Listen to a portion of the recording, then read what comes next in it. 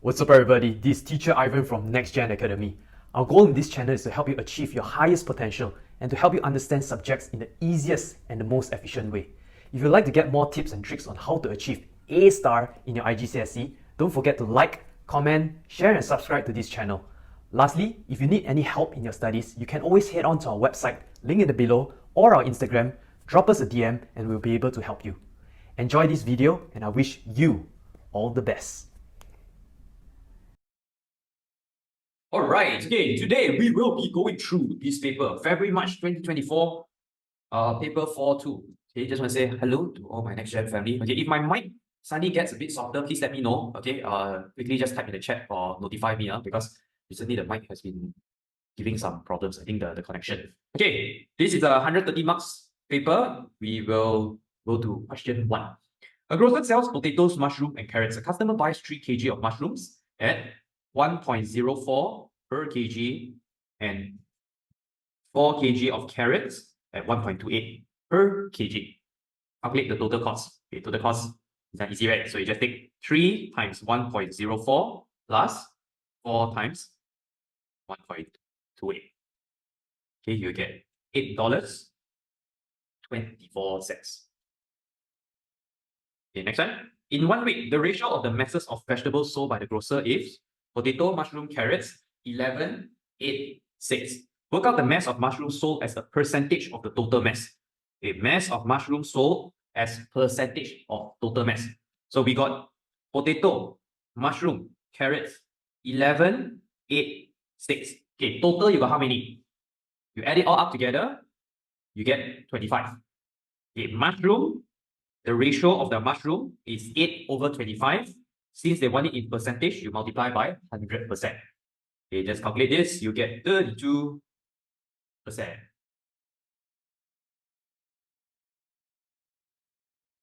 Okay, number 2. The total mass of potatoes, mushroom, carrots is 1,500 kg. Find the mass of carrots the grocer sells this week. Okay, so carrots, looking back into here, carrot is 6 parts. So 6 out of 25, you multiply by 1,500 kg.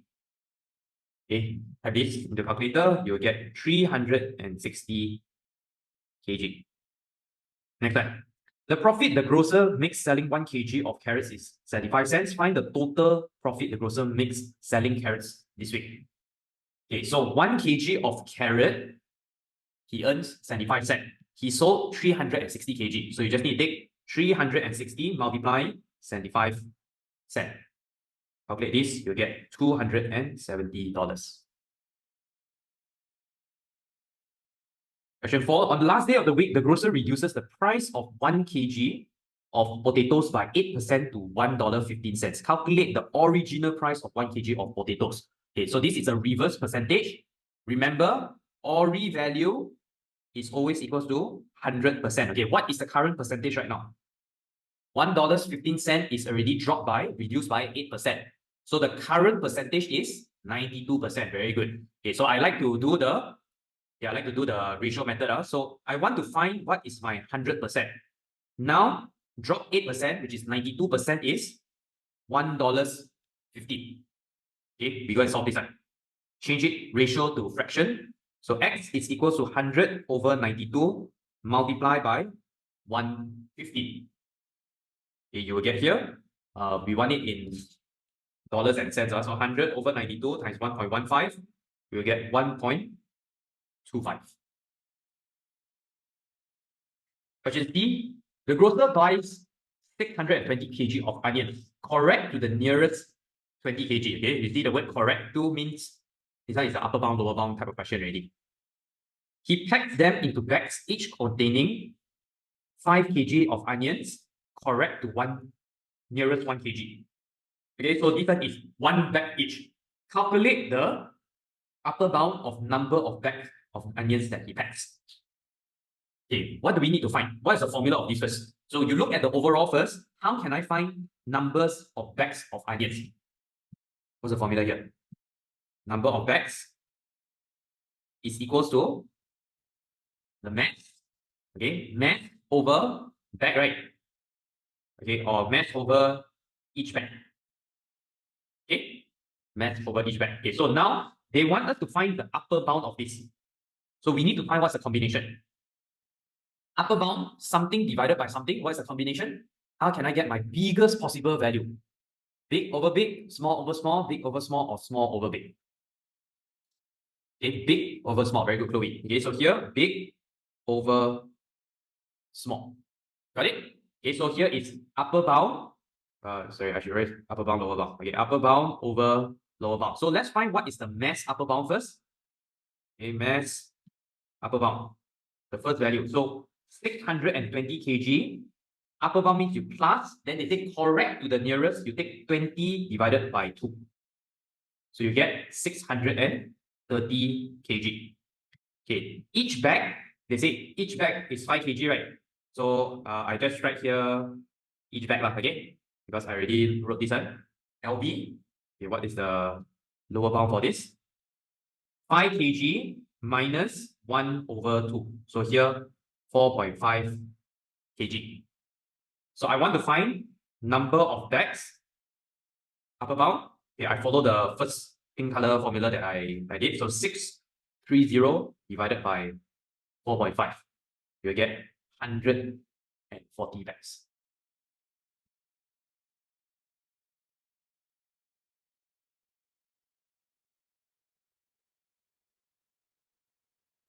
Okay, question 1. Okay, why did I divide 20 divided by 2? It's a formula. It's a formula. So you need to remember whenever whatever units they give you here, you either plus or minus that unit here over 2. That is, okay, if we write 140 bags, can that one.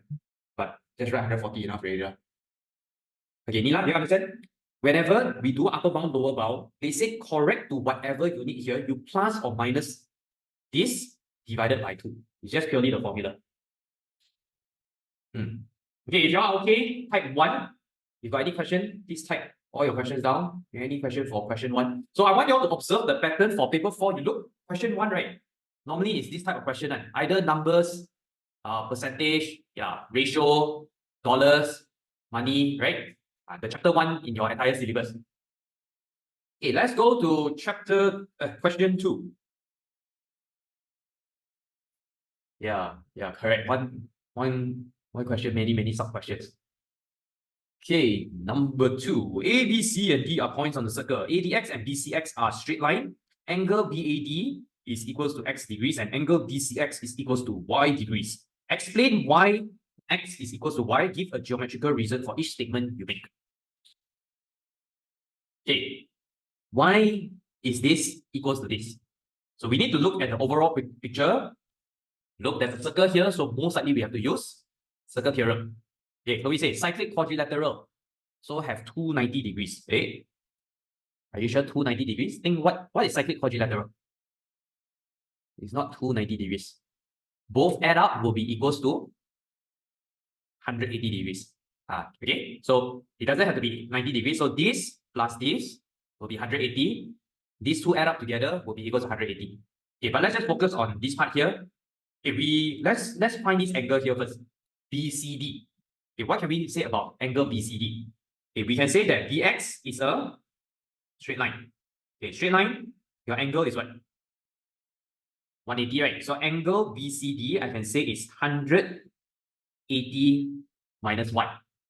Okay, 180 minus y. So this is 180 minus y.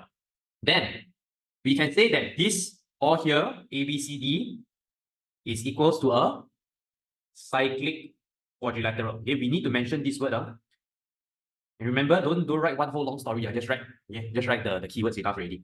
So what we can say is that this angle plus this angle will be equals to 180 degrees. Okay, so I can say angle BAD plus angle BCD equals to 180 degrees. Okay, I sub in the value. X plus 180 minus y is equals to 180 degrees.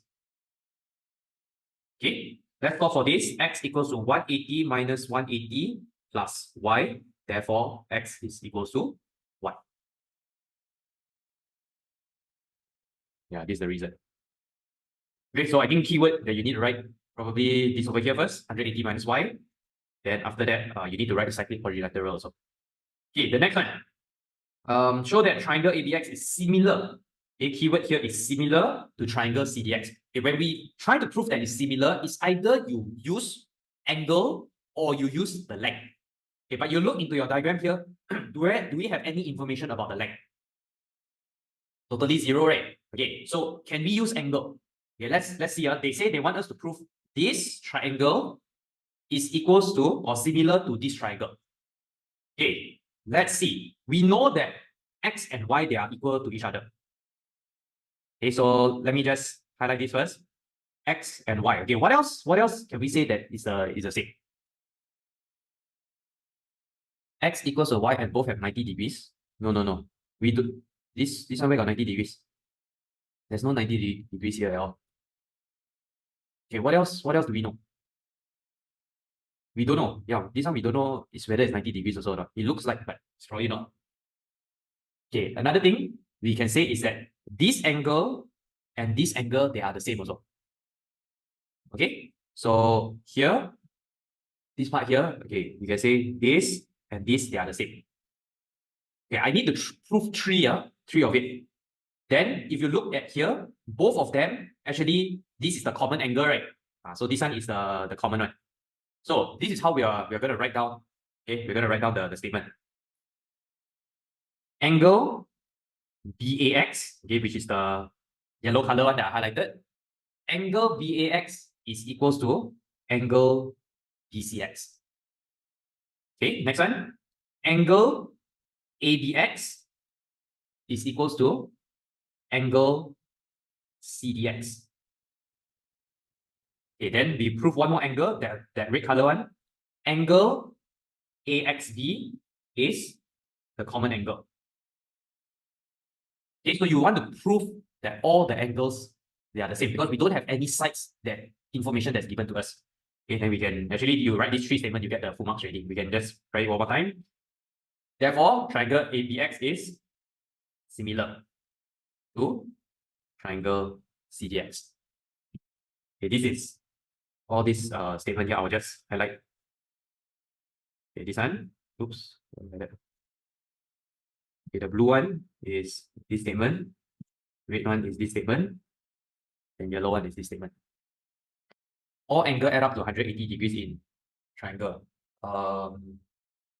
No, that one is a known fact already.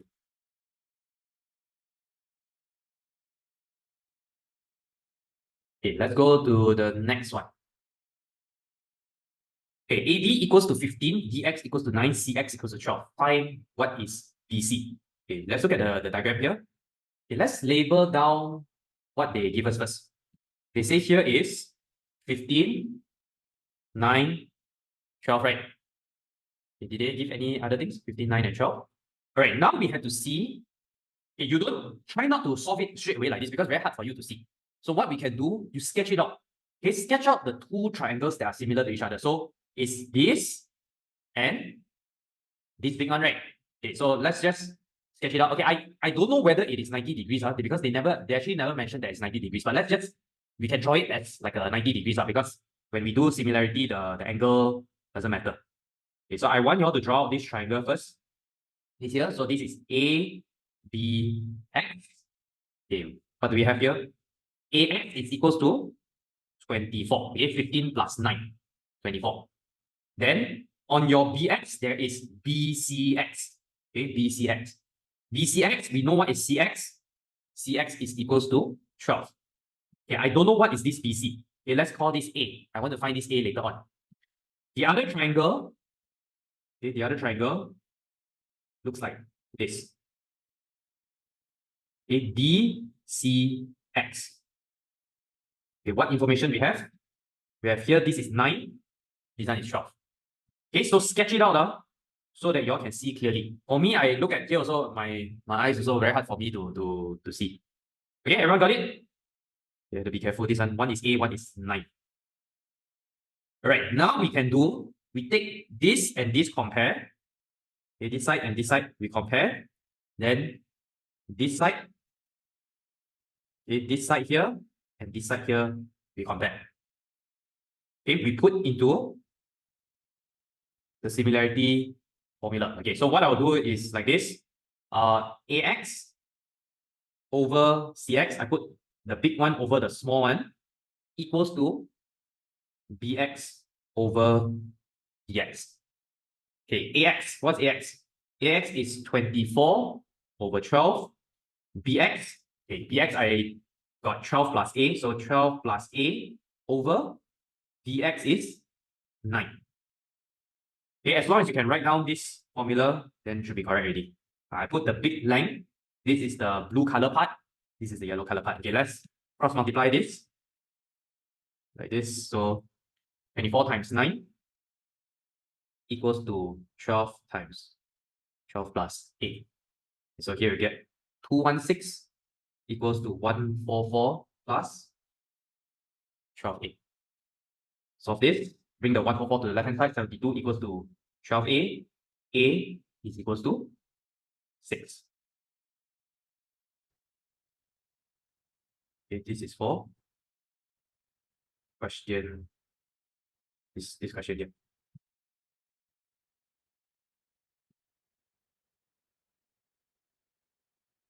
Okay, number 2.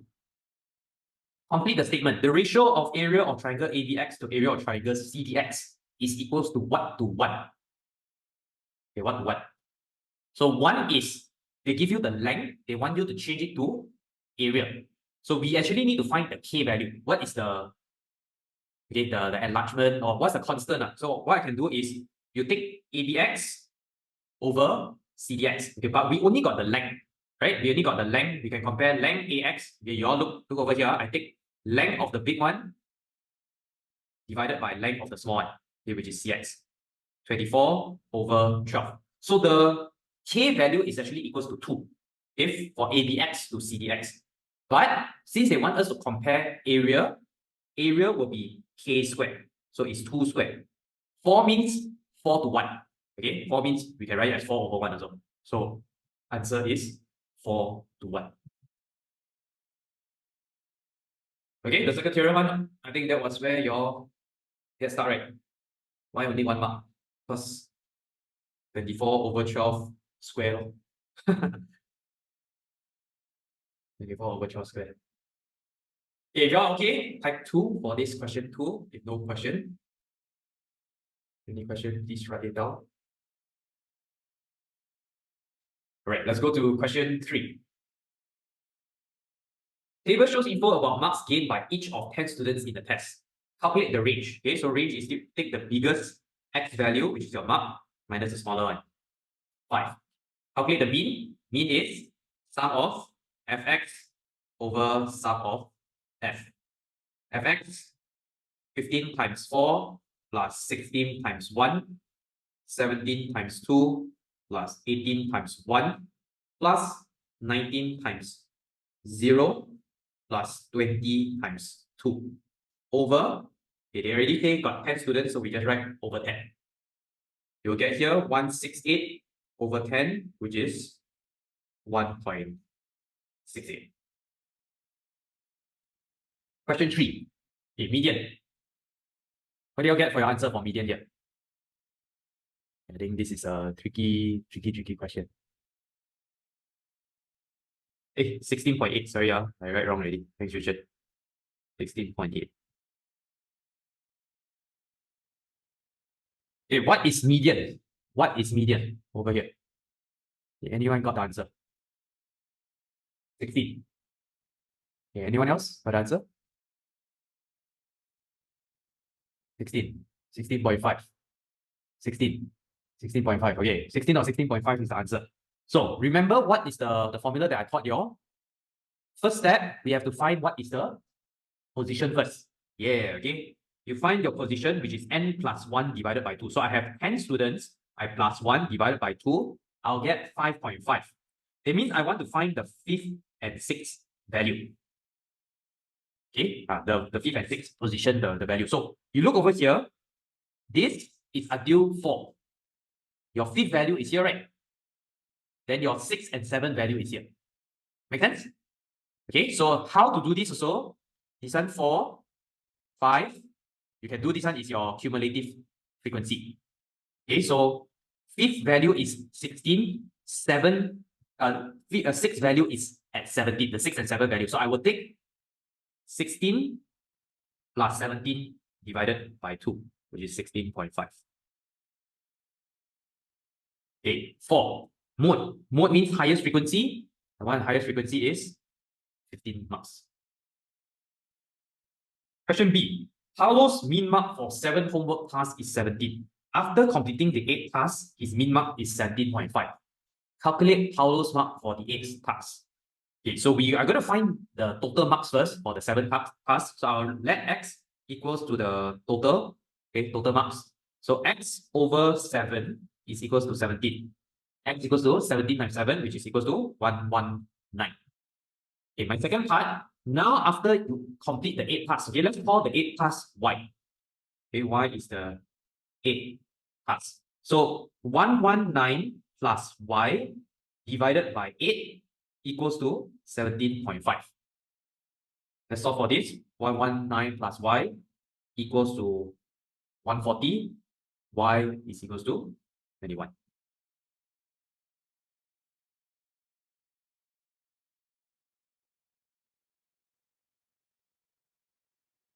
Okay, let's go to question C.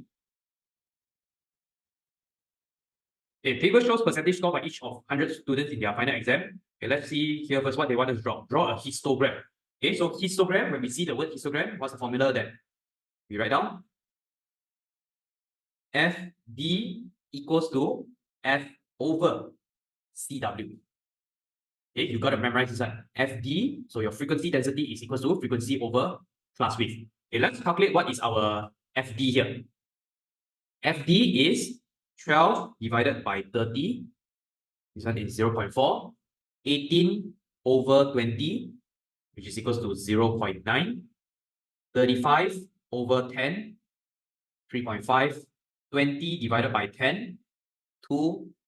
15 divided by 30, which is equals to 0.5. Okay, class width. How to find class width? This minus this. Okay, this minus this. This minus this. So frequency is this over class width. Okay, let's plot it out on the graph. 0 to 30 is 0.4. Then 30 to 50, 0.9. 50 to 60, 3.5. Okay, then 60 to 70, 2. Then the final one, 0.5 for 70 to 100. Okay, join it. In exam, please use pencil for this part here.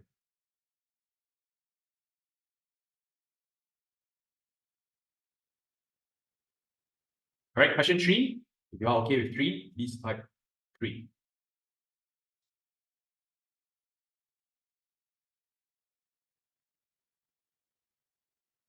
Okay, let's move on to question 4. Okay, that's how a few of you have questions on this, right? Diagram shows a pyramid with a square base BCDE. Diagonal CE and BD intersect at M. And the vertex F is directly above M. DE is 12 cm and FM is 9 cm. Calculate the volume of the pyramid. Okay, they even give you the formula. They say volume V of a pyramid with base area A and height is V equals to 1 over 3 AH. Okay, let's find what is the A first. A is your base area. So you take 12 times 12, which is equals to 144. So volume equals to 1 over 3 times 144 times 9. You get here 432. Okay, just some of you have issues this one, right? Okay, how do you find the total surface area of the pyramid? So think of it, total surface area, you need to find base. Okay, number 1 is your base, which you already got. Then you have 4 pieces of this same triangle here. Okay, problem. Do I have enough information for the triangle over here? Got it. Not enough, right? Okay, I have the base. I don't have anything else. Okay, so what do I need to find? Normally for 3D shapes, okay, this is under your topic of mensuration. Use 9. Okay, what else do you need to use? Okay, you can use half times base times height. Use 9, use 6. So you do it like this. You draw an extra right angle triangle like this. I'll use this triangle at the side here. So I am going to draw a right angle triangle like this.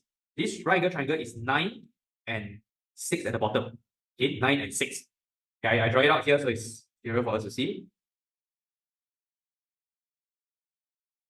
M, X, F. Okay, 9, 6. Okay, can I find Fx?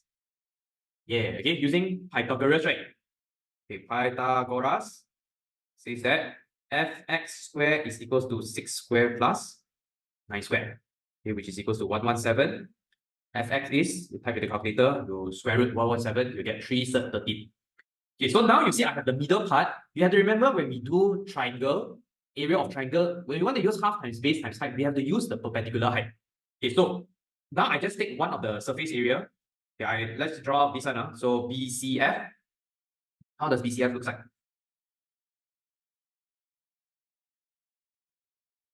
Okay, I just calculated FBC.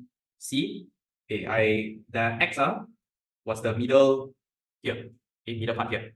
So here is 3 third 13, which we calculated just now, and the base was 12. Okay, can I find the area of this? Area we just use half times base times height. So half times 12 times 3 third 13. Okay, your area of one of the triangle is 18 third 13.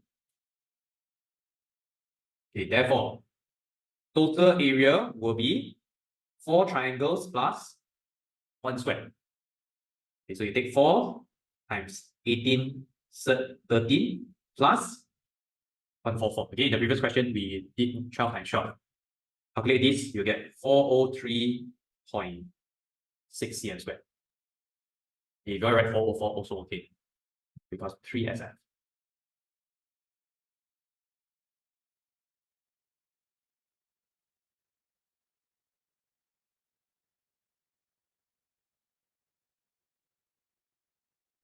Okay, good. Okay, next one. Question B. Diagram shows a point made from cone and hemisphere. The base radius of the cone and the radius of the hemisphere are both RCM. Slant height of the cone is 3 RCM. The total surface area of the toy is 304 cm square. Calculate the value of R. Okay, calculate the value of R. So what do you need over here? You need to use these two formulas. Pi R, L. Okay, this is L. L is your slant height. This is L. Then your R is over here. So all you need to do is add both of these up together. Pi R L plus 4 pi R squared equals to this. Because this is the outside, okay, your top and the bottom part. Okay, let's break it down. The cone, okay, let's find the area of the cone first. Curved surface area of cone. They gave us the formula pi R L. L is 3R. So 3 pi R squared. Area of the hemisphere.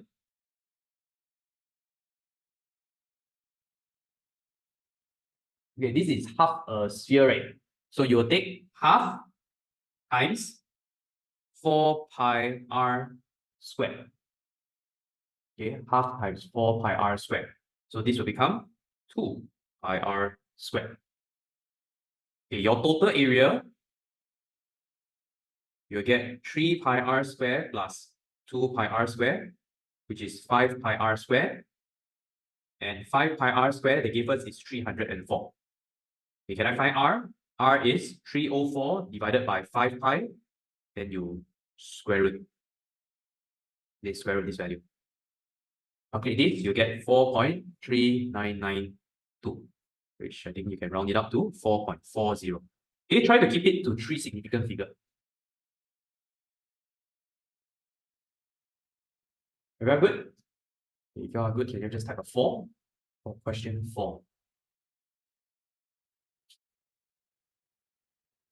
And go to A. Okay, later I send you the paper later. Okay, question 5. Let's go to question 5. Okay, this one algebra. Factorize x squared minus x minus 12. Anyone still don't know how to factorize? Okay, if you don't know how to factorize, use your calculator. Okay, go into your calculator, press menu, go to A, equation / func, go to polynomial, then select degree 2. Press 1 minus 1 minus 12. Okay, you can work backwards. So you see here, they give you x equals to 4. Okay, this one we can write it like this first, x equals to 4 and x equals to -3. Okay, anyone don't know how to use calculator to get this value? It means you don't know how to type this in the calculator and get the answer. Everyone okay, right? Okay, so in the case that if you really don't know how to do, just use the calculator. All of you here have the privilege of using calculator, so just use calculator, just be smart about it. Then you move the 4 and -3 to the left-hand side. So here will become x minus 4 equals to 0, x plus 3 equals to 0. So you just put like that, x minus 4, x plus 3. Okay, but you erase this part here. Don't leave it there. X plus 4, okay, x minus 4, x plus 3. Okay, next one.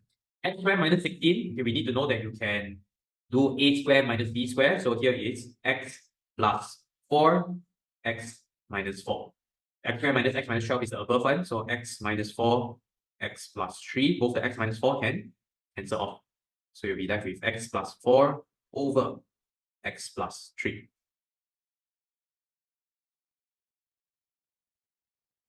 Okay, next one. Simplify this. Okay, open up the bracket first. So we can use a squared minus 2ab plus b squared. So 4x squared minus 12x plus 9 minus bracket x squared plus 2x plus 1 equals to 4x squared minus 12x plus 9 minus x squared minus 2x minus 1. Okay, gather up all the same terms together, you get 3x squared minus 14x plus 8. Okay, this and this, this and this, and then the one last value. Okay, final one.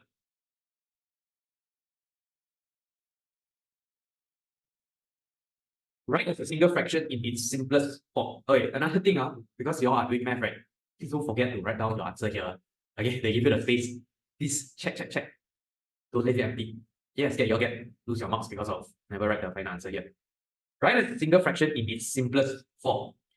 Okay, so first thing, I want to join both the denominator together. And for me to join the denominator, here I multiply by x minus 3 over x minus 3. Here I multiply by x plus 1, x plus 1. Okay, another thing is that the denominator part, if it's in the factorized form, you don't need to go and open it. Okay, you just leave it only. But if you open it, so it's fine. It's just don't need to do extra step. Okay, so here we will write 2x plus 4 times x minus 3 minus x times x plus 1 over x plus 1, x minus 3. Okay, so the bottom part, you don't care already. This is a simplified form. Now you just open up the bracket. 2x squared minus 6x plus 4x minus 12 minus x squared minus x over x plus 1, x minus 3. Okay, find all the similar terms, the like terms. So you got these two, and these 3 for x.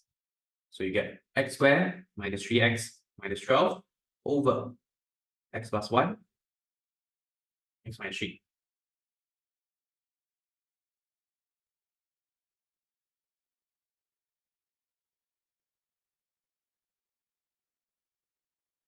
Okay, next one. Expand and simplify. 3 brackets. Okay, let's open up the first 2 brackets first. You want to open the second 2 bracket, you want to open the first and third, also doesn't matter. Okay, all same thing. Right? X squared minus 5x minus 3x plus 15, 2x plus 1. Okay, when we do 3 brackets, this is my preference that I like to do.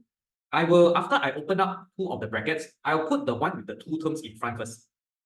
Yeah, and I'll explain to you all why. So here 2x plus 1, I just switch the position, then I also simplify it, x squared minus 8x plus 15. Okay, instead of me cross multiply immediately and open up the expand the brackets immediately, what I like to do is I write it like that first. 2x, then I write the second bracket, then I write the second term, then write the second bracket again.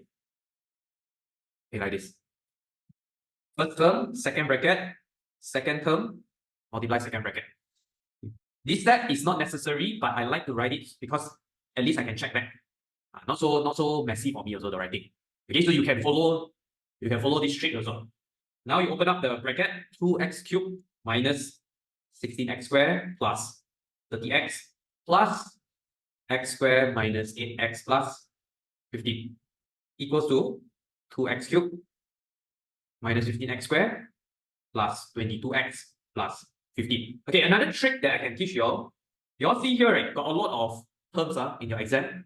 You all cannot highlight like me, right, just now. So what I like to do is the like terms, you put some sort of system that you can group together. So like you see, x square, okay, maybe x square because it's square, right?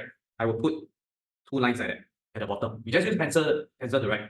Then x, this one and this one. So I know that these two I need to add up together. So you see minus 16 plus 1.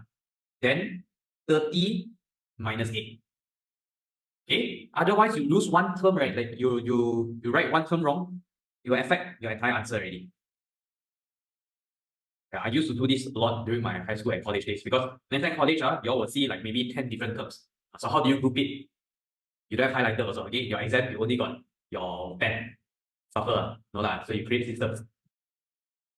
All right, let's go to question E. Okay, question E is pretty interesting for a simultaneous equation, 6-mark question.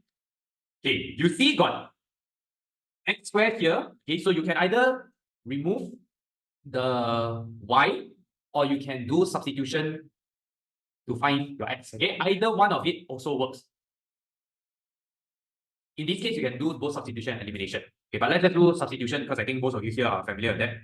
Okay, we use equation 1, we make x as the subject first. X equals to 13 plus 3y. I call this equation 3. I'm now going to substitute equation 3 into equation 2. 13 plus 3y squared minus 9y equals to 116. Okay, open up the bracket. 2 times 169 plus 78y plus 9y squared minus 9y equals to 116. Okay, is it way bigger, the value here?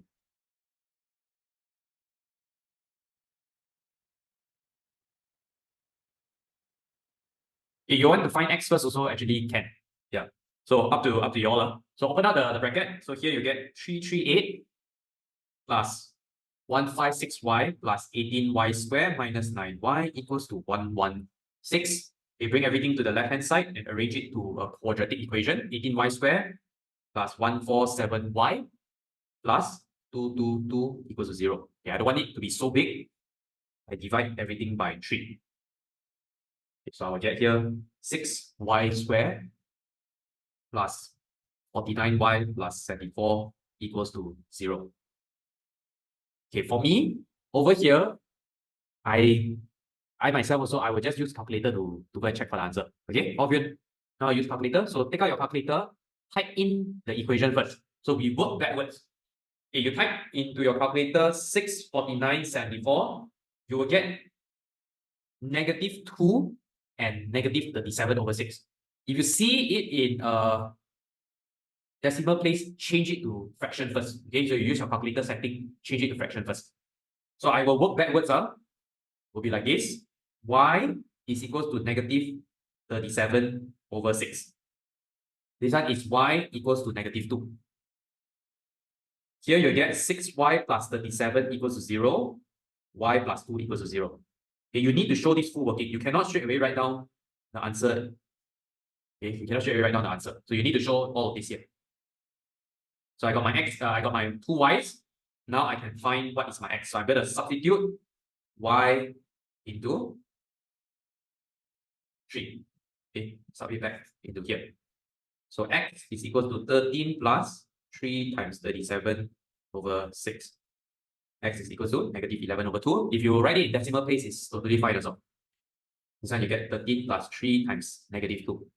X is equal to 7. Okay, make sure you also put it in the correct pairs. Don't terbalik, okay, don't inverse both of it.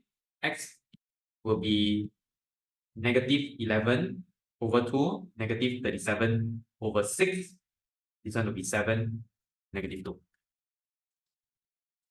This is the substitution method. However, if you use the elimination method, also is fine. How to do elimination? You need to multiply the equation 1 by 3 first. Okay, you all can go and try that one. Can. You put in decimal also can. Okay, wait. But can I show how to do the first one in calculator? What do you mean first one?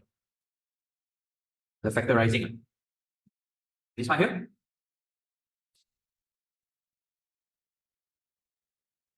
A L Oh, A1 ah. Do you know how to type it in the calculator? The equation?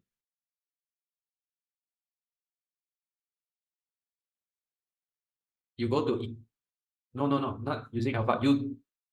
Which calculator are you using? Or it's a typical factorizing. You are just using calculator to factorize it. Not alpha.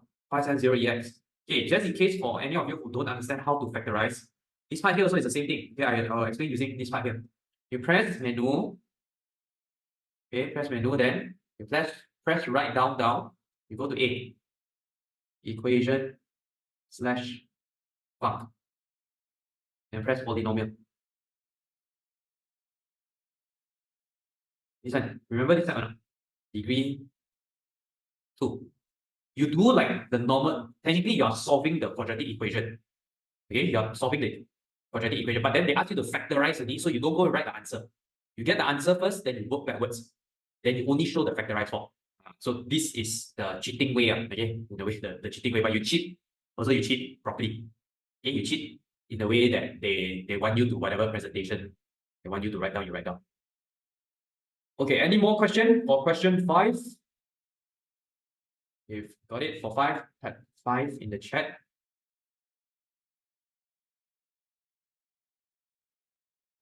Okay, no issues, Okay, just ask all your questions, please ask before exam. I'm here to help you out. Okay, let's go to question 6. The diagram shows triangle ABC with AB equals to 17.2, ABC is 54 degrees, and ACB is 68 degrees. Calculate AC. Where is AC? AC over here. This is a triangle, so we can think about 3 formulas. Sine rule, cos rule. Okay, sine rule, cos rule. This is non-right angle triangle, so we can write this few formula, non-right angle triangle, sine rule, cos rule, and 1/2 AB sine C.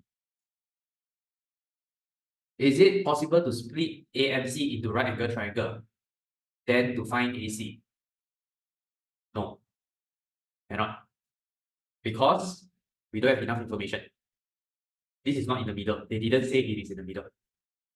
Okay? Okay, so how can I find AC? How can I find AC? We got this and this.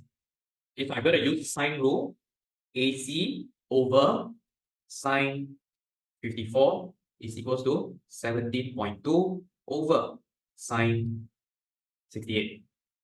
AC is equals to 17.2 over sine 68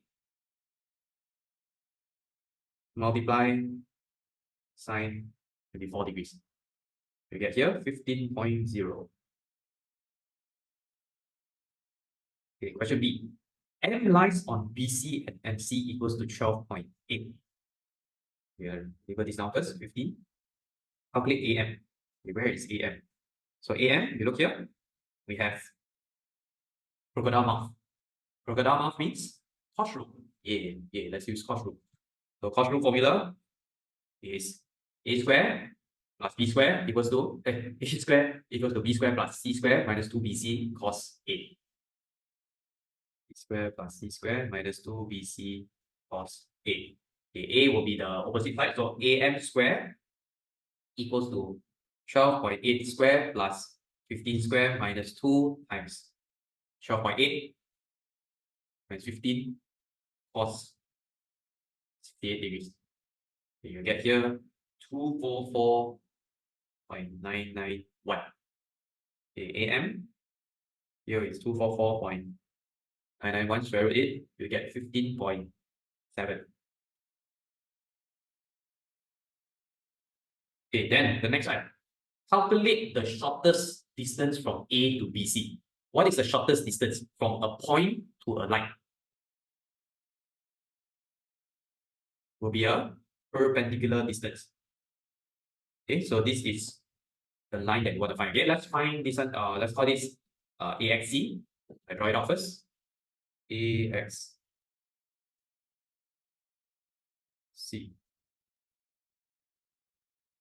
Okay, I have here 15, here 68 degrees. So I want to find, I use SOHCAHTOA. This is my opposite, this is my hypotenuse. So sine 68 degrees equals to AX over 15. AX equals to 15 sine 68 degrees, which is equal to 13.9.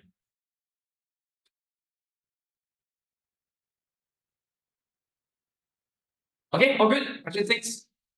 Okay, question 6 easy, right? Okay, sorry, don't say keep saying easy. If you don't sign rule, cos rule, just apply it now. Okay, if all good for question 6, just type 6 in the chat.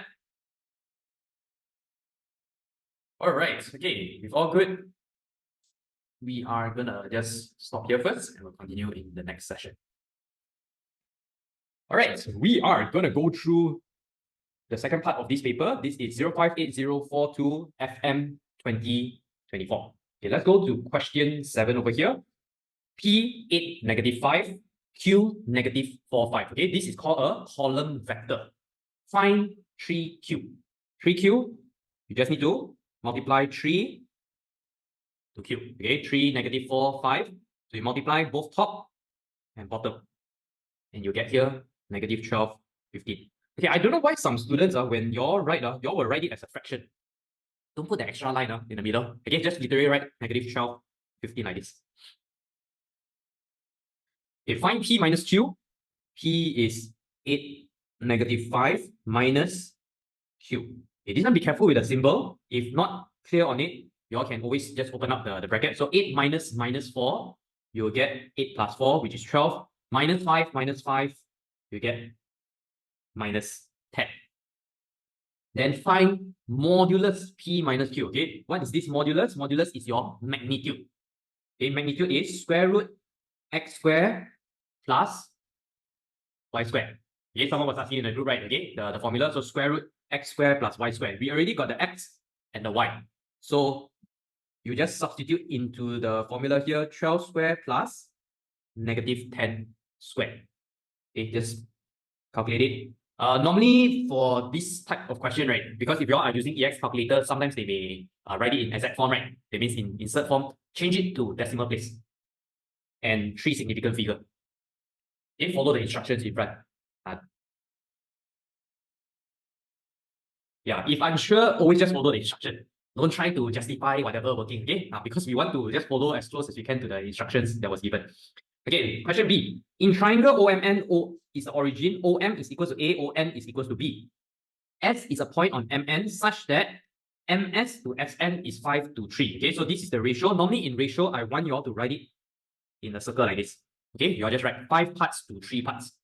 Put it as a circle so that you don't confuse with the value of the vector itself. So in terms of A and B, find the position vector of S. Position vector means I want to find what is OS. Give your answer in its simplest form. So we have to see over here, how can we get from O to S? Either here, here, or here, here. Okay, I will choose OM, MS. Okay, so that means I need to find what is MS first. Okay, how can I find MS? Okay, how can I find MS? MS, I can use 5 over 8 of this whole thing, right? Because this one 5 parts, this one 3 parts. Okay, can we use 5 over 8 of MN? So let's go and find what is MN first.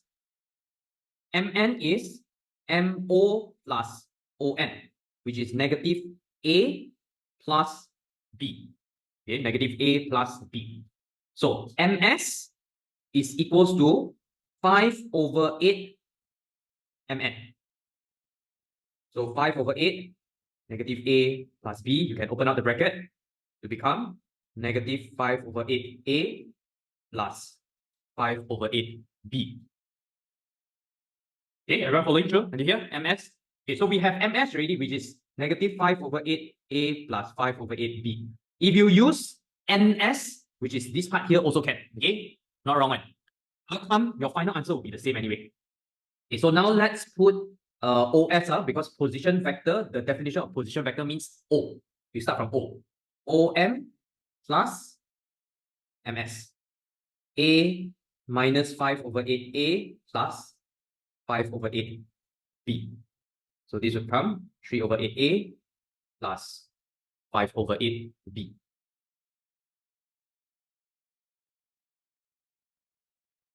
Okay, good. Okay, Okay, if you all are good, can you all just type a 7 for question 7? It's a pretty easy vector question. You hope in exam come out like this. Right, let's go to question 8. On the axis, sketch the graph of y equals to 4 minus 3x. Okay, so for graph in your mathematics, what type of graph that you all need to know? Okay, basic graph is straight line. Okay, just write down all the graph that you all need to know. Number 1, straight line. Straight line will fall under the equation y equals mx plus c. Second one, quadratic. Y equals to ax squared plus bx plus c. Okay, it's either a happy face or sad face. Third one, cubic graph.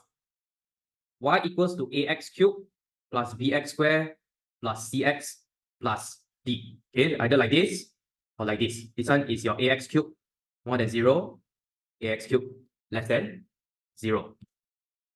Then the next one, inverse graph. Okay, you need to know your inverse graph also. Y equals to 1 over x.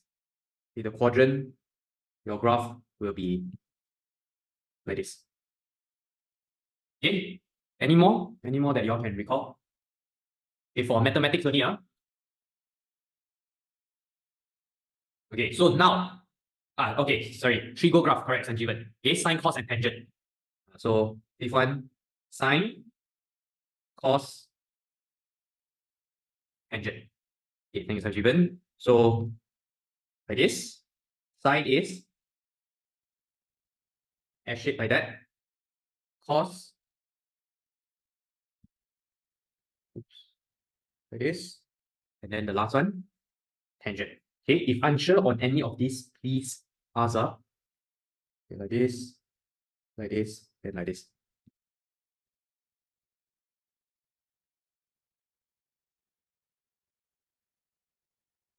Cubic and inverse exercises. Actually, there's not much on inverse. Inverse, you just need to know which quadrant is it at, like this basic one.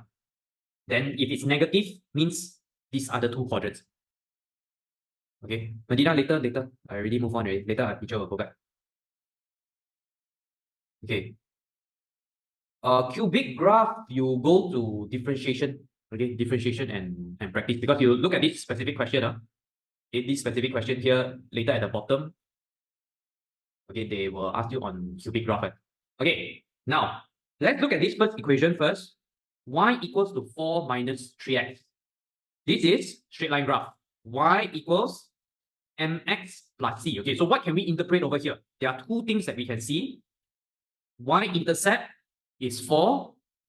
Gradient is equals to -3. -3 means it is going down like that. Okay, so we need to see from the equation how to draw already. Okay, so what do we need to find to sketch it properly? We need to just have 2 points. X-intercept, Y-intercept. Okay, I want you to find what's your X-intercept and find what is your Y-intercept. Okay, Y-intercept, we already have it. Y-intercept, it is when your X equals to 0, Y is equals to 4. Okay, it's this value here itself. X-intercept, it is when your Y is equals to 0. Okay, so go and calculate for this part here. 0 equals to 4 minus 3x. 3x equals to 4. X will be equals to 4 over 3. Okay, even though they just say sketch, they never ask us to label, but for this one, it's actually quite easy to label, so let's just label it, okay? I don't know whether they will give marks for it, but for me, I will just label it because it's quite easy to find. Okay, so 4 over 3, let's plot here, 4 over 3, and then 4. This one just roughly estimate. Okay, then join it like that. As long as it is going down and it passes through these 2 points, then you get the full marks. Okay, second one. On the axis, sketch the graph of y equals to -x squared. We need to know that this is a quadratic graph. Okay, quadratic graph is either a smiling face or a sad face graph. Okay, we need to know also that if it's just x squared, it will be like this. Right in the middle, passing through 0, 0, and it touches 1 point only. Okay, so we say sad face, right? Because this one is negative. Negative x squared means you get a sad face graph. So you need to draw like that. That's all. These are no calculation. It doesn't intercept the x-axis. Yeah, like 0 is on the x-axis. Like that, right in the middle. I think it doesn't go through the x-axis. Right? I think that's what you meant. So it touches the x-axis at one point only. Y equals to negative x squared. Okay, that's all you all need to know. So I think the graph type of question normally won't be so complex like at math. You need to know the basic ones that I show you all here just now. Okay, this 7 graph. Okay, let's go to question C. Find the coordinates of the turning points of the graph of y equals to 10 plus 9x squared minus 2x cubed. You must show all your working. Okay, turning points. How can I find turning points of a cubic graph? dy over dx. Very good. So we need to look at here first. This is a cubic graph. And you see here, my ax cubed is negative. So the general shape of this should be something like this. Okay, smiling face, then sad face. Roughly sketch it out first, even though it's not necessary, because there are some questions that they actually ask you to sketch it out, right? Y'all go and see all the past year. So you need to know the shape. This is required for y'all to know. dy over cubic graph where your ax cubed is positive. This one is negative. So how to remember it? Enjoy now, suffer later. Remember the saying? Suffer now, enjoy later, or enjoy now, suffer later. Okay. So to find turning point, we need to know this word. Turning point means dy over dx equals to 0. Okay, let's find what's the dy over dx first. You're going to multiply the power minus 1. So 10 plus 10 will become 0. 9x squared will become 18x minus 6x squared. Yeah, this is turning point is also minimum and maximum point. Okay, so I got my dy over dx already. So I'm going to sub this inverse to 0. Okay, now dy over dx equals to 0. So 0 equals to 18x minus 6x squared. I change the position. 6x squared minus 18x equals to 0. I factorize it. 6x. Then here we'll get x minus 3 equals to 0. Okay, so this one, because you only got a and b when you this quadratic equation, only a and b, so you have to factorize out the highest common factor. Then you will have two answers here. 6x equals to 0 and x minus 3 equals to 0. X equals to 0 and x is equals to 3. Okay, 2 points over here. Okay, now when they say the word points, points is made up of x and y. Okay, points is made up of x and y. 3 minus x also is okay. Your outcome is still the same one. Correct or not? 3 minus x equals to 0, x is also equals to 3. Can see or not? Ling Hui, your outcome is the same one. It's just that typically we will put the ax squared in front for majority of you here. So we don't want to confuse the working. But if you do, you factorize from here also, it's okay. Your outcome will be the same. Okay, now let's find the y point. So you got x equals to 0. What is your y? Y is equals to 10 plus 9 0 square minus 2 0 cube. You'll get 10. X is equals to 3. Y equals to 10 plus 9 3 square minus 2 3 cube. Calculate this, you get 37. So your 2 points will be 0, 10 and 3, 37. All right, so what can we make sense of this, right? Because this one is related to the next question. If you know the shape of the graph, actually I can plot out one of these will be minimum, one of it will be maximum. Because the definition of turning point, I just know that it turns, but I don't know what is the nature of it. Okay, the next question is the nature. How do I know what's the nature? The first thing you can check is the position of the x. Which one is on the left side, which is on the right hand side. And we know the general shape for this negative cubic graph is smiling face and sad face. So I can say that here is actually 0, 10. Here is 3, 37. This is the max. This is a mean. Got it? Okay, but we cannot prove from like this. This is just a check, honey. You still need to prove it using algebra, okay? Some sort of calculation. So what is the proof for this one? Determine whether each turning point is a maximum or a minimum. This is called finding the nature of turning point. Is dy over dx always equals to 0? It's always equals to 0 for turning points. Turning points, why is it equals to 0? Because there's no gradient here. You see here. This one dy over dx equals to 0. dy over dx means gradient. Okay, you have to remember, dy over dx equals to 0 is only for turning point. Because dy over dx, the meaning is gradient. Gradient is 0 at the turning point. Okay, nature, you are going to use d square y over dx square. Then you check whether it is less than 0 or more than 0. If it's less than 0, you'll get a maximum point.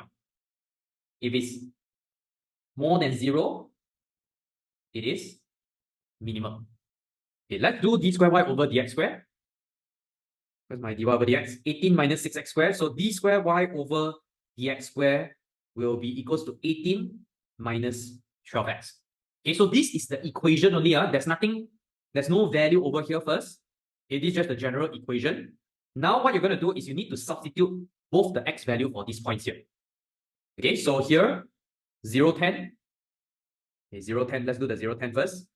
0, 10, your d square y over dx square value, so you sub in the x value, 18 minus 12 times 0, which is equals to 18. 18 is more than 0. Okay, the answer is more than 0. So all you need to write is more than 0. Then you can say that 0, 10 is a minimum. Or you can just write 0, 10 is minimum. Or if you just write an arrow, you write minimum, also okay. Okay, this is just a sentence that you need to write. If one is minimum, normally the other one will be maximum. Okay, so but we still need to substitute it in. You substitute the x equals to 3. So 18 minus 12 times 3. Okay, you will get negative 18. Okay, my share screen is laggy. Okay, do all of you see as laggy also? Is it laggy? Less than 0. Okay, I look over here, it should be okay. Okay, then here, 337, because less than 0 is maximum.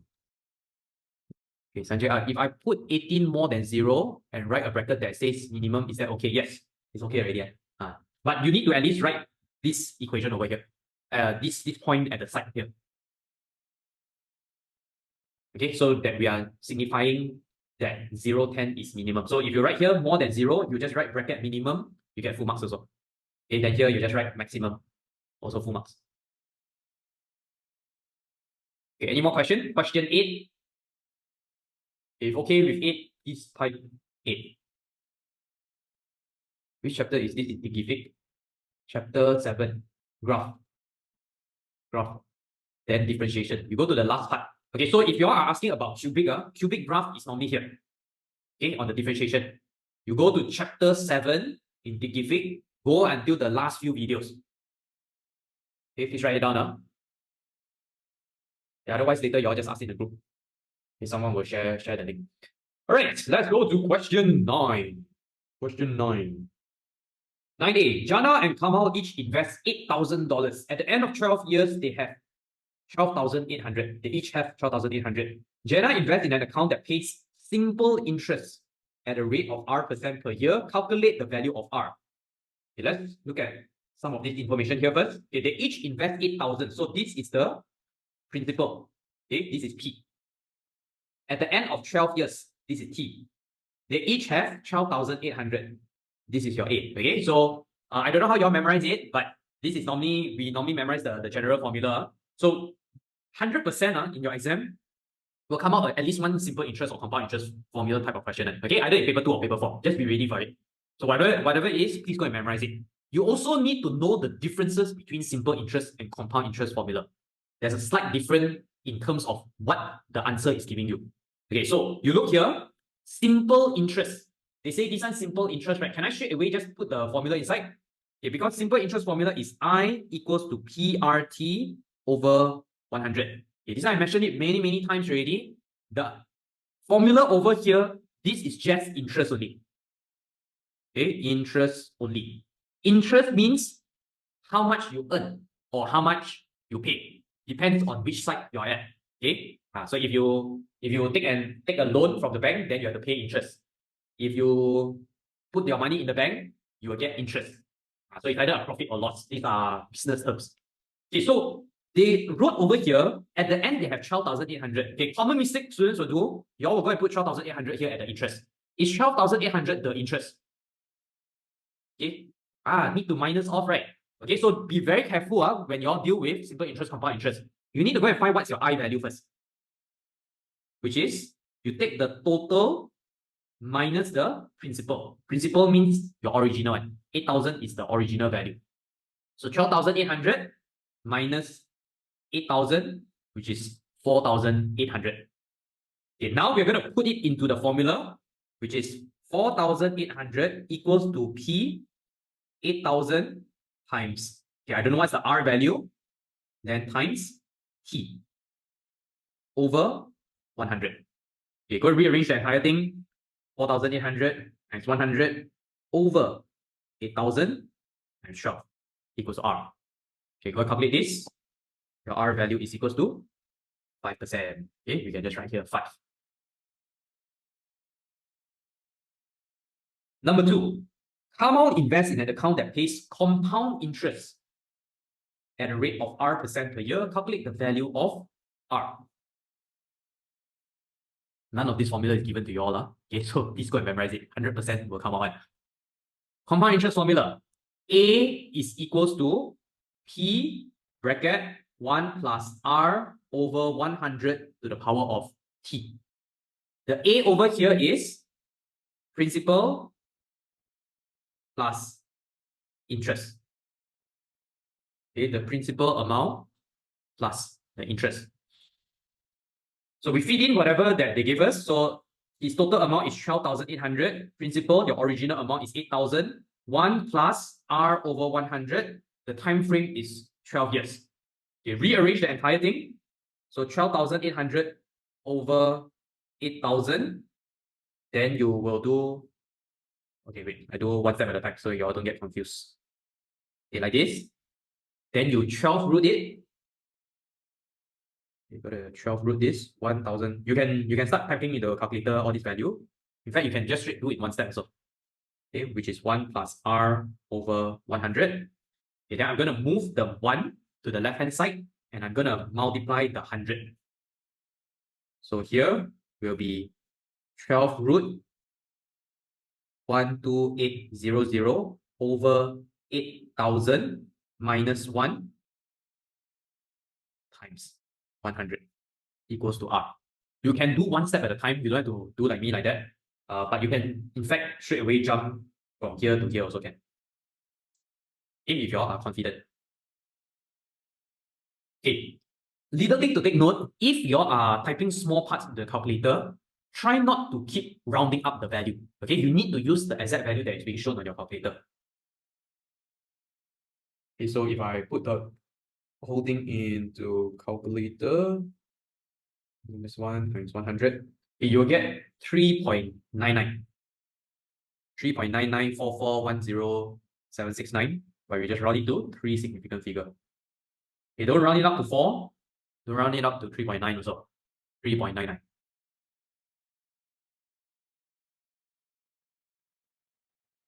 Next one. Question B. The population of a city is growing exponentially at a rate of 1.8% per year. The population now is 260,000. Okay, this is a separate question.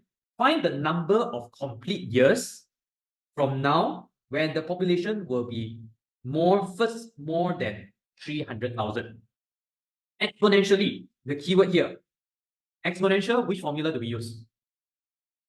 Okay, when we see exponential, it's the same formula as compound interest.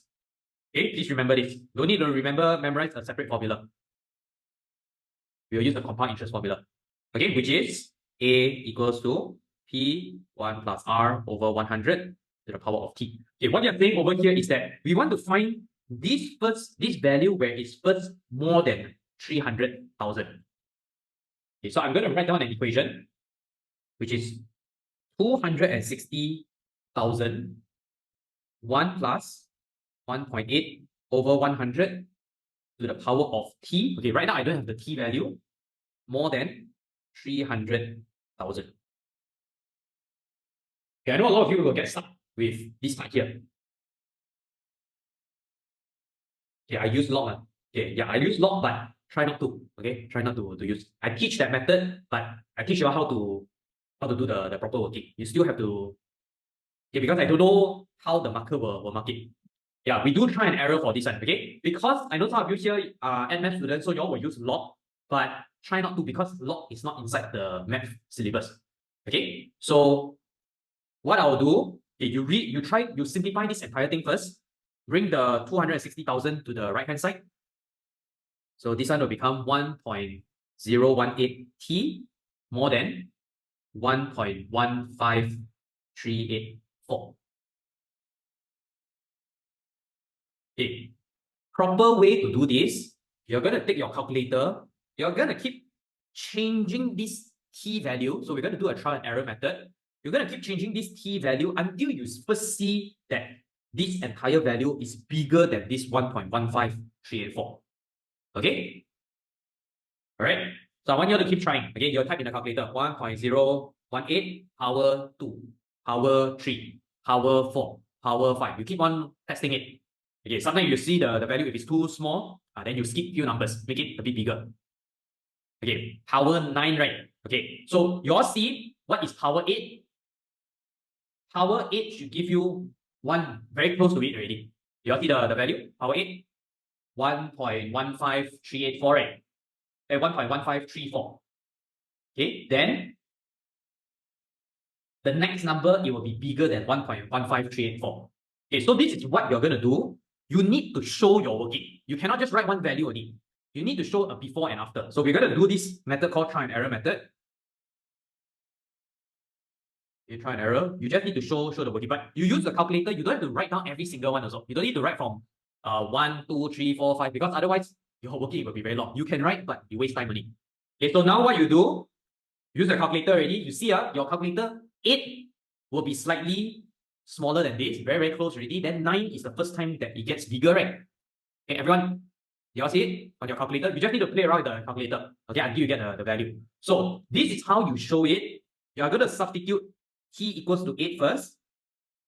So write down like that, 1.018 to the power of 8, which is equals to 1.1534. Okay, still smaller, right? Then t equals to 9, 1.018 to the power of 9, you get 1.1741. Okay, so you see this is the first time that it is bigger than this value. The number before is smaller. It's very close, but it's smaller. So this is the answer. Okay, so you just need to write down like that. 9. You need to write a before and after, that's all. Okay, you all can learn this other method also, but what I would suggest is that in exam, you still do like this. That means you still need to do the try and error method. If some of you ask me, right, because if you go and use, can I use the add math way? The answer you get correct. It's just that the steps, I don't know whether the marker understands or not. Because sometimes the marker never do add math, but they're just a marker, right? So you don't want them to go and figure out for you. How I get 1.1534? Just type in the calculator. 1.018 to the power of 8. You get the answer? 1.018 power 8. Yeah, just equal new. Okay, the add math way is like this. Okay, you all can learn it because this one, in a way, you can get it faster, okay, the value. So from this step here, you're going to use log or ln. Okay, so up to you, log or ln. So you can put like this. You put a log in front, 1.018 power t. This also you put a log in front. Okay, I'll just put log. LG means log 10. Then you're going to bring this to here. Okay. Why is it like this? It's just a formula. 1.018 equals to log 1.15384. Okay, you go and type this in the calculator. Log or ln, okay, up to you, whichever button you want to use. 1.15384. Oops, wait, you got another log. So you just type log 1.018 divided by log 1.15384. Okay. Hold on, something is wrong. Okay, wait, I did the other way around. Sorry, the other way around now. log 1.15384 divided log 1.018. Okay, so you'll see your answer here, you get 8.02, right? So whatever value that you see here, you need to round up the value. Okay, it cannot be rounded down because this is more than. However, if whatever I'm saying is foreign to you, please don't learn. Okay, just do try and error because this is still the proper working that you want to do. Because I know some of you, your teacher also taught you all this. Okay, not necessary to learn because I normally see the mark scheme they don't use this since you all don't never learn log in your syllabus. How to get 1.15384? This divided by this. Okay, any more questions? Question 9. Okay, with 9, please type 9. Is it better to do try and error? You need to do try and error. Not better or not. Do try and error. Okay. The other method is just that because we can straight away find the t value. Okay, but if you're not familiar with this, just don't use it. Okay, this one just don't use it. I'm just explaining because some of you have learned this before. Okay, let's go to question 10 right now. The table shows some value. Y equals to 2x cubed plus 6x squared minus 2.5. Complete the table. Alright, so for what I like to do here, I like to use the CLC button on your calculator. Be careful, when you all type in here, like x, this one you need to type in the negative also. Okay, so if you don't type in the negative, your value will be a bit off. So here you get negative 2.5, negative 1.25, and 5.5. This one literally just type in the calculator. Free 3 marks for you.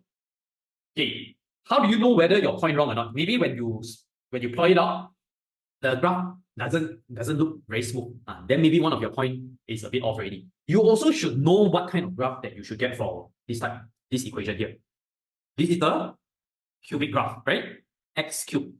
Positive x cubed, so I should get my graph sad then happy. Okay, so if my shape or the points doesn't form into this shape, that means something is wrong with my calculation somewhere. So just go and recheck back. Okay, let's go and plot out the points. Points also another thing, I want you all to put it in X. Don't put it as a dot, because if you put it as a dot, very hard for you to see later on. Like after you draw the graph. Okay, negative 3, negative 2.5 is here. Negative 2.5, positive 3.75. Okay, jump up until so far. 3.75 is about here. Minus 2, 5.5. Minus 1.5, 4.25.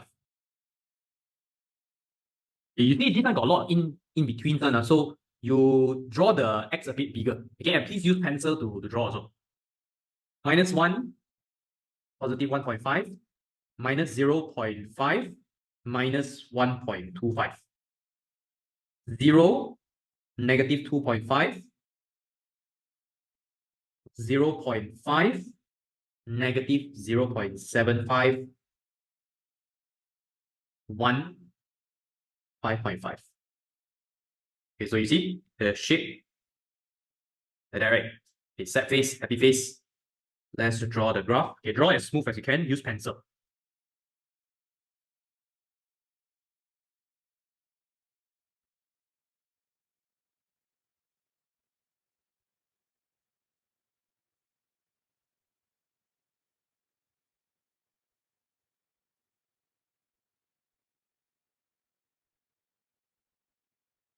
Okay, like this.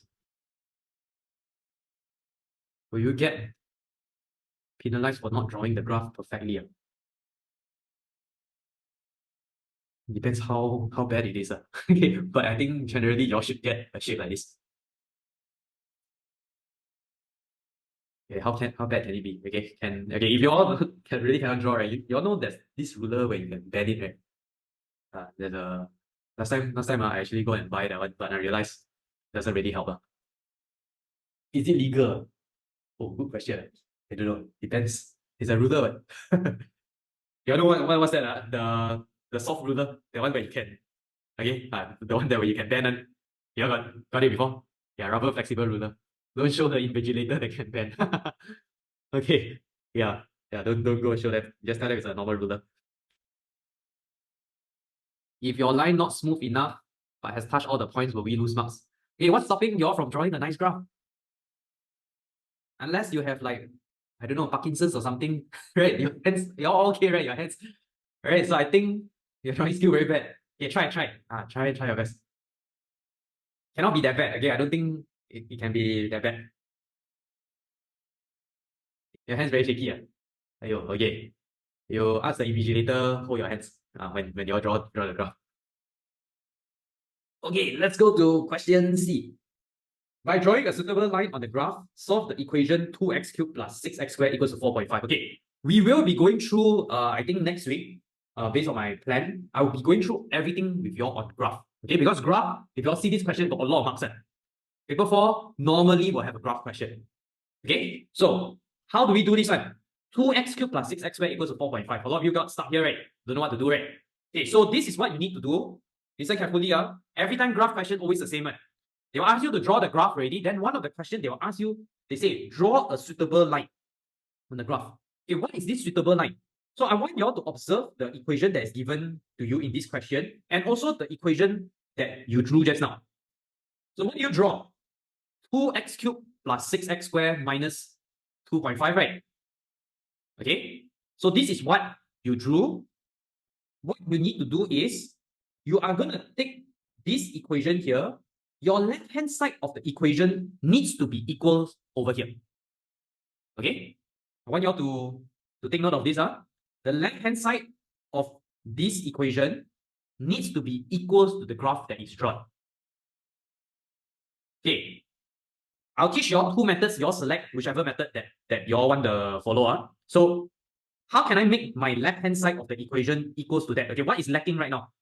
So you all write down this question here first. 2x cubed plus 6x squared equals to 4.5. Something is missing, right? Okay, I want to make left-hand side equals to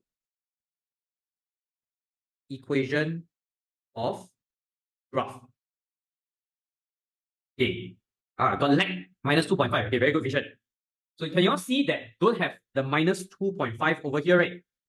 So what you need to do is you minus 2.5 both sides. Like this. No, don't need to take from 4.5. You just minus 2.5. So it's either you minus something or you plus something. Okay, you just follow this formula. So now you get 2x cubed plus 6x squared minus 2.5 equals to, okay, 4.5 minus 2.5 equals to 2. Okay, so after you get this ready, your right-hand side will always be an equation of a line. So it's either a value or mx plus c. So you look here. Now it's 2, right? The second part you're going to do is that you need to sketch out this graph. Okay, so take the right-hand side equation and write y is equals to 2. Okay, because this is y also, right? This is a y graph. So it's like y is equals to y. So I want we now have to sketch out y equals to 2. Okay, how does a y equals to 2 line looks like? It is a horizontal line. Okay, normally not so nice, not so easy they draw. Okay, normally it's a slanted line. This one, y equals to 2. Okay, so at 2, I want you to draw a horizontal line here. Like that. This is y equals to 2. And then what we're going to do, okay, your graph and my graph might be a little bit different. So the points here might slightly different, but it should be close to each other. They will give you a range of values that is acceptable. So after you have done this already, you draw the line, then you find point of intersection. Point of intersection, okay, of the graph over here. So look at my 3 points. You look based on your own one. Okay, this one is, based on mine is negative 2.6, 2.7. Okay, then here, negative 1.1. Then here, yeah, I normally don't like something in the middle. Okay, so I will try to modify the graph sometimes. So here is, let's see, how much is this? 0.5, 0.6, 0.7, 0.75 like that. 0.75 or 0.8. Okay, your value should be close to it. So plus minus, I think 0.1. So based on mine, it's negative 2.7. negative 1.1, and then 0.75. Okay, this question important. Normally, graph question will come on. You make the left-hand side equals to the equation of the graph that was drawn. Okay, clear? Clear on how to do this? Any question? Okay, we will be doing a lot of this because very high chance that this will come out for paper 4. Okay, let's go to question D right now. The equation 2x cubed plus 6x squared minus 2.5 equals to k has exactly two solutions. Write down the two possible values of k. So what does this mean? We learn how to interpret from this equation. 2x cubed plus 6x squared minus 2.5 equals to k. Okay, they say has two solutions. Two solutions means if we use the graph, means 2 points of intersection. Okay, question is 2 points of intersection with what? Okay, look at this equation. This is similar as the top one. What you need to see is that this equation on the left-hand side is the equation of the graph that was drawn. The equation of the graph that was drawn can be also considered as y, right? You see the equation that they give you is y equals to 2x cubed plus 6x squared minus 2.5, right? So can I replace this with y equals to k? Okay, y equals to k. K is a constant. So how can I get a graph where y is equals to a constant? How does a y equals to k graph looks like? Constant means like 1, 2, 3, 4, 5. Any just a value itself. It will be a horizontal line, right? Everyone understand here? Okay. If I take k as a constant, y equals to k will be a horizontal line. Okay, so what we are saying here is that when I draw a horizontal line on the graph here, where exactly will I get 2 points of intersection? Okay, so this is what you do. So we say minimum and maximum point. Very good. You can take your ruler. Okay, you take your ruler, you put your ruler horizontally like this first. You're going to move up, down like that. Okay, you all see here. When the graph is over here, okay, what is this point? You look back into the points. We started at negative 2.5, and then at 0 also is 0, negative 2.5. This one got how many points of intersection? 2, right? Okay, can we say that this part here, you get two solutions? Okay, this one, y equals to negative 2.5, you'll get two solutions. Okay, so we got one of the answer already.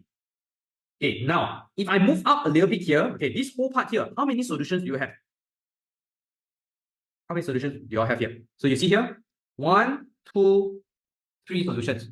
This is not where I want, right? So you see this whole part here also is 3 solutions, 3 solutions, 3 solutions until reach your maximum point. Okay, so the maximum point is y equals to 5.5.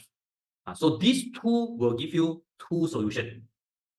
Answer is 2.5 and negative 2.5 and 5.5. This is what it means. Okay, number 10. If you're okay, number 10, can you just type 10? Any question, please type right down. Okay, let's move on to 11. Anderson, so creative. Do I have the marking scheme of this? Official don't have, only got mine. Only got mine. Okay, 11. Fx equals to 1 over x, gx 3x minus 5, hx equals to 2 to the power of x. Okay, this is on function. Function, you all need to know 3 things. Number 1, how does a function work? Number 2, composite function. Number 3, inverse function. Okay, 3 things. So, gf2. This is a composite function. You find what is f2 first. Okay, gf2 here is 1 over 2. Okay, you do this part here first. You always start from the right hand side. Now g1 over 2 is 3, 1 over 2 minus 5. you go and calculate this, you'll get negative 3.5. Okay, or if you want to write it as improper fraction, also doesn't matter. You want to change to 0.5, also can. Okay, second one, G inverse X. So G inverse X, we will always start with this statement here. Let Y equals G inverse X. GY is equals to X. 3y minus 5 is equals to X. We want to make Y as a subject. So Y is equals to X plus 5 over 3. Okay, X plus 5 over 3 is your G inverse X. Find in its simplest form G bracket X minus 2. So I'm going to replace all the X with X minus 2 right now. 3 bracket X minus 2 minus 5. 3x minus 6 minus 5. 3x minus 11. Okay, got it, Nila. All the best for your exam. Later you watch back, listen. I'll send this in a group. Okay, those who have an exam, you all got exam tomorrow, need to study. Please focus on your exam. You all can watch back the recording later. Okay, question C. Find the value of X when FGX equals to 0.1. Okay, we need to find what's FGX first. What is FGX? F bracket 3x minus 5. Okay, let's find what's FGX first. Then F is 1 over x, so this is 1 over 3x minus 5. Okay, this is your FGX. So 1 over 3x minus 5 equals to 0.1. Okay, let's go and solve for this. Multiply this up. 0.1, 3x minus 5. You get 0.3x minus 0.5. 1. This one, move the minus 0.5 to the left-hand side. 0.3x. X is 1.5 over 0.3. Okay, your final answer, X is equals to 5. Okay, last one. Hx equals to hx minus g7 equals to 0. Okay, what's hx? Okay, we follow 2 to the power x. Gx is 3x minus 5, so 3 times 7 minus 5. Okay, let's find what's g7 first. G7 equals to 3 times 7 minus 5, which is equals to 16. Okay, now we put into the equation, the question, 2 to the power x minus 16 equals to 0. Oh, okay, how do we solve this? 2 to the power x minus 16. So when you want to solve unknown, at your level, your math level, you put both sides one value each, you change it to the same base. Okay, so move the 16 to the right-hand side first. Then change 16 to 2 to the power of something. Okay, so 2 to the power of what is 16? 2 to the power of 4. Okay, so you get here, x is equals to 4.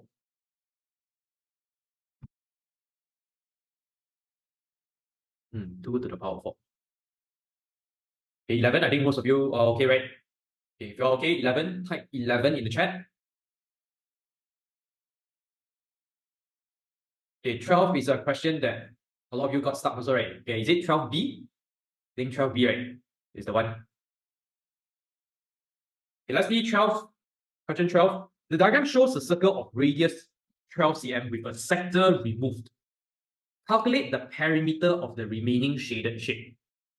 Definition of perimeter means the length of the outside here. Okay, so this one looks like a Pac-Man, right? So you need to find the length of this yellow highlighted one. Okay, first thing, we need to find this part here first. This is the radius, so 12 and 12. How do I find the outside part here? I need to find the angle here first. Okay, so the angle is 360 degrees minus 50 degrees. 310 degrees. Then the length of arc. What's the formula for length of arc? Theta over 360 times 2 pi r. Okay, you need to memorize this formula. Arc means part of the circumference. So theta is 310 over 360 times 2 pi 12. Okay, for me, normally in the middle of the equation, I try to write it in exact form first. Okay, whatever the calculator show you, because now your 570EX, it will normally leave it in terms of pi, right? You just follow first. Not wrong, yeah, not wrong to write it in decimal, but I prefer just writing it like this first, so that you don't lose the accuracy of it. Okay, now perimeter means you need to take 2 radius plus 62 over 3 pi. Okay, when you're do here, then only you round it up to 3 significant figure. 12 plus 12 plus 62 over 3, 88.9.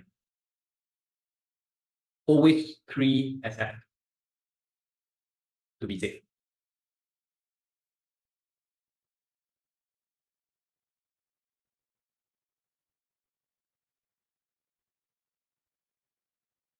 Okay, one last final one. Question B. The diagram in part A shows the top of a cylindrical cake with a slice removed. The volume of cake that remains is 3510 cm cube. Okay, this is volume of cake that remains. So you look at this cake, what they are saying right now is that this is a 3D shape. Okay, there is a base to it. Okay, imagine this is a cake right now, and you're looking from on top. They want you to calculate the height of the cake. Okay, so this is in a way a prism calculation of volume of prism formula. Okay, what is prism? You got a cross-sectional area multiplied by the height. Okay, so now you need to find what is this cross-sectional area first. So you find the area of this sector first, which is your cross-sectional area. So area of sector, which is theta over 360 times pi r squared. Theta is 310 over 360 times pi 12 squared. You'll get 124 pi. Is it not a cylinder? A cylinder is circle shape. This is a cylinder. Cylinder is a type of prism also. Okay, the general term is called a prism. So your cross-sectional area can be anything. You can put your face there, then got a length or height, we also call it a prism. Okay, now the volume of the prism is what? Or the volume of the cake. Volume is 124, or you can write like that first. Cross-sectional area, which is the area of the sector, multiplied by height. Okay, so you need to know this formula first, which is prism. In other words, it's actually prism. Your cross-sectional area was that 124 pi. So 124 pi height is equals to 3510, okay, which is the value that they give you. Rearrange this, 3510 over 124 pi. Okay, calculate this, round it up to 3 significant figure. You will get 9.01.